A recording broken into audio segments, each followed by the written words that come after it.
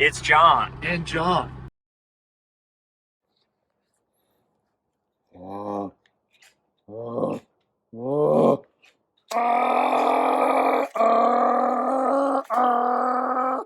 hey guys, how are you doing today? So, John, what's a carburetor?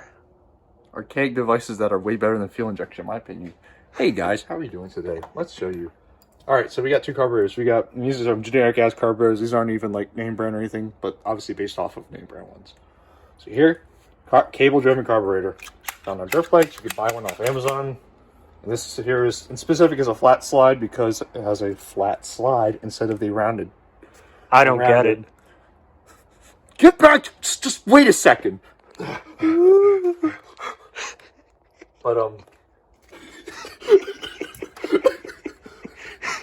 flat slide, and then I guess in regular carburetors you have a more of a circular thing here, and that is a just regular carburetor. We'll put it that way. But these are two different ones, cable driven, because this is driven by your cable here from your throttle cable. Very basic. This one here is a CV carburetor, constant vacuum, so there is no cable actually driving this. Your throttle cable is here. Hey, Mr. Pilot Jet. But your CV carburetor is driven. Your cable's right here, gives it throttle, very similar to a throttle body.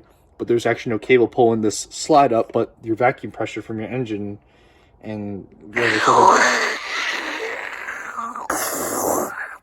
various other suction is actually pulling your slide up, and I can show you underneath. It's the brains in here that help it kind of get up-ish in a sense. But all right, let's get back into this. So what do you know? Carburetors, fucking, some people are finding them confusing, but they're really not that bad. So on your outside here, you have your idle screw. You adjust your idle. No, you don't have to have your car and do it yourself. You adjust your idle yourself. You want more? You turn it in. It raises the slide up, allows more gas and air. More gas. But turn it out, you're allowing that slide to go down. Therefore, you're choking it more. And then you see on the outside here, like this. Oh. But then here we have your choke. This is just in order to start it or richen the mixture enough so you can start it. Most of your normal cars that are fuel injected already have an automatic system where it gives it more fuel and reads that it needs to have more fuel to start. This one here, you gotta do it manually. It runs good otherwise. Just starting it up, you need more gas and less air, so you do this. Blocks the airflow, allows the gas to go in. It starts up easier for that more rich mixture. And then you have various other screws as well, including your idle adjustment screws, which allow you to richen the mixture or lean it out, needing more gas or more air, depending on your situation. For the idle, and for some bikes, it actually does it all the way through. Well, enough of that bullshit. Let's go inside this piece of shit. So what you do, you have your bowl here. You could drain your fuel out. If you ever need to just drain it for the winter or whatever, you just want to get rid of the fuel, just fucking loosen these screws.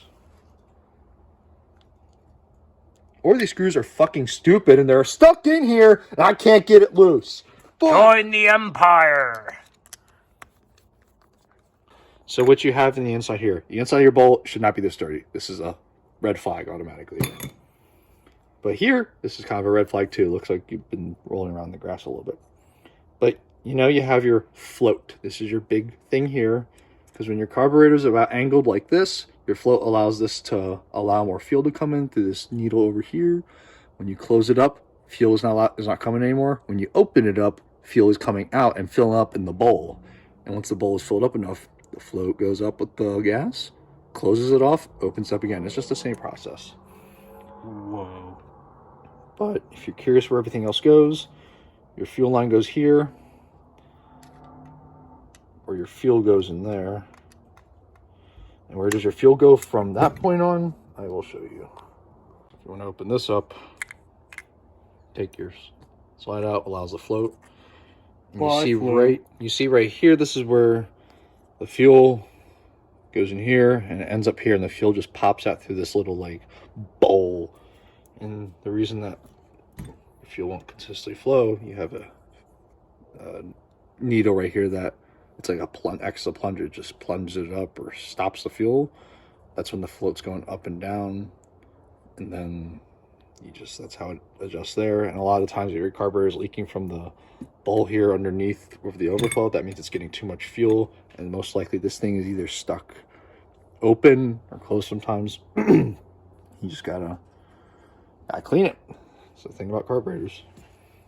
And then here you have your main jet. Your fuel goes up through the main jet into this area here, literally through this little hole.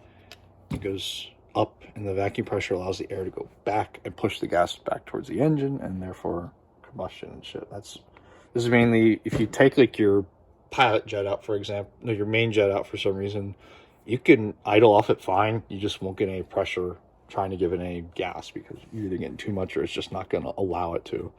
No beans. And your other thing allowing for your other acceleration and kind of starting up as well is your pilot jet, which is right here. This thing is extremely dirty, but through this, it allows you to keep going, the gas to go through. And most of the time, if you're having a lean condition, you're having backfiring, or you're just bogging out, clean that bitch out or get new jets. Otherwise, here where the main jet is, you can take it off either way. You could take the little top off,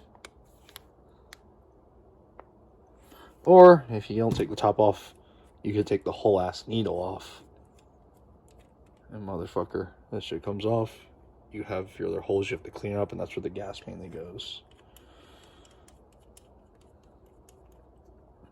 Another thing to consider, obviously you have your cable driving your slide up here to allow the gas and the air to go through.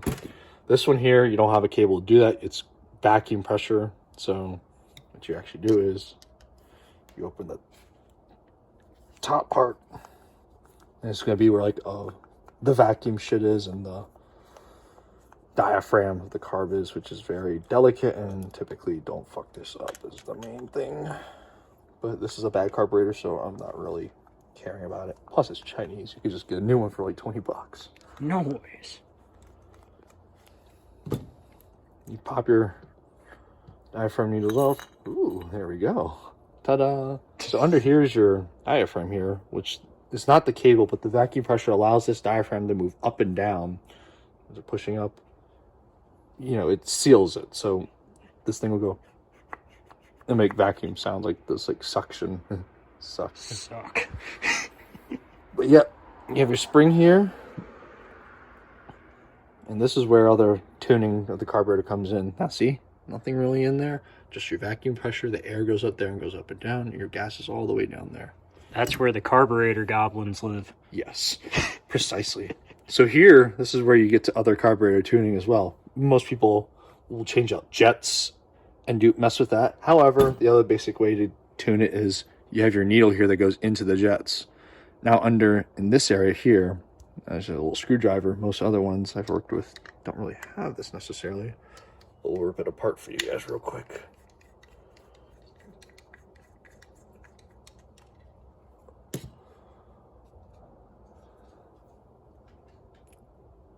So that thing is holding your jet needle in. Now we pop the needle out. And now with this, now this is your jet needle here. It just pops on top of that, and that's allowing you to close the gas off. And when you open it, more gas can go up, allowing it the main jet to open up and allow more gas to get in. But right here on the top is a clip. So your needle can rest at a certain spot, meaning you can move the clip up. The needle sets more in, therefore you're not giving as much gas, or not as much gas can go in. But if you set the needle to the lowest setting here, it raises the needle up, therefore allowing more gas, and that's going to mess with your air fuel, and you got to learn to find the right mixture or make sure it's not too rich or too lean. But that's another way. Kits will tell you move it up a notch or two, or give you certain spacers to keep it up, and they'll give you bigger, smaller needles, and it accommodates with the other jets here. But you can't just like randomly, you know, if I set this to really rich setting, it might not run the best, but it'll still run. But right now it's at an okay setting. But if you ever need to like richen something up, maybe because like, hey, I got a free flowing exhaust now, or hey, I got a open air filter, not really like really restrictive anymore, or you have any of these performance parts, you typically move that clip down one, so your allows more gas to go in and makes up for that more lean or the more airflow. So that's a carburetor. It's fucking annoying. There's other people that explain it better, but I tried explaining. So that's all, folks. Bye, guys! Bye!